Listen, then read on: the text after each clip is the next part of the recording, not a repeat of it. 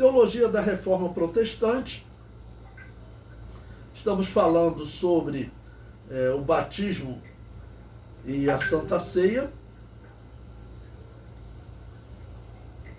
E o trabalho de pesquisa que eu passei era se o crente pode cear antes de se batizar. O argumento daqueles que defendem que sim é o seguinte: o que é a Santa Ceia no Antigo Testamento? É a Páscoa. O que é o batismo no Antigo Testamento? A travessia do mar por Israel quando saiu do Egito. Então eles dizem, primeiro Israel participou da Páscoa, né? Ou seja, primeiro Israel participou da Santa Ceia ainda no Egito e depois foi batizado no mar, como disse o apóstolo Paulo. Então eles usam isso para argumentar que se Israel primeiro participou da ceia, então nós podemos também servir ceia aos novos membros que chegam na igreja. Bom, o que nós devemos observar nesse texto? Na verdade, a Páscoa que Israel passou no Egito, que eles participaram no Egito, ela não simboliza a Santa Ceia.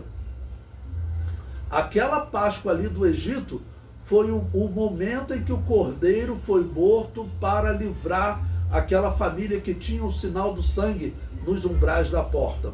Então, aquela Páscoa no Egito, ela representa a cruz, representa a morte de Jesus para nos livrar da morte. Pois bem, depois Israel passou pelo mar, foi batizado, então simboliza o cristão sendo batizado nas águas. Então a ordem é: a Páscoa do Egito simboliza a morte de Jesus da cruz, que nos livrou da morte. Depois Israel foi batizado no mar. Isso simboliza o cristão sendo batizado.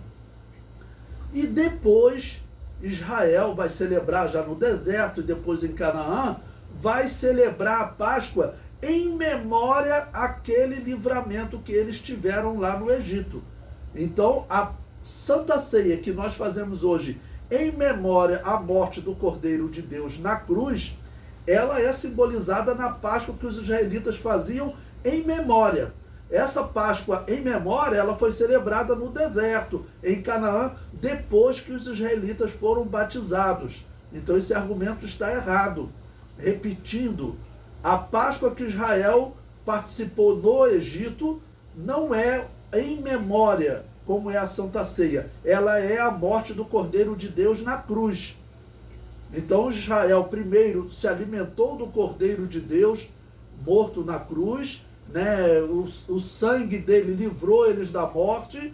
Depois Israel foi batizado no mar e depois participou da Páscoa em memória àquele livramento. Então, seguindo até a ordem daquele evento lá do livro de Êxodo, nós temos, na verdade, mais uma evidência de que o homem deve primeiro assumir esse compromisso público, né? Passando pelo batismo em águas. Assumiu esse compromisso público do batismo em águas, ele poderá então participar da Santa Ceia.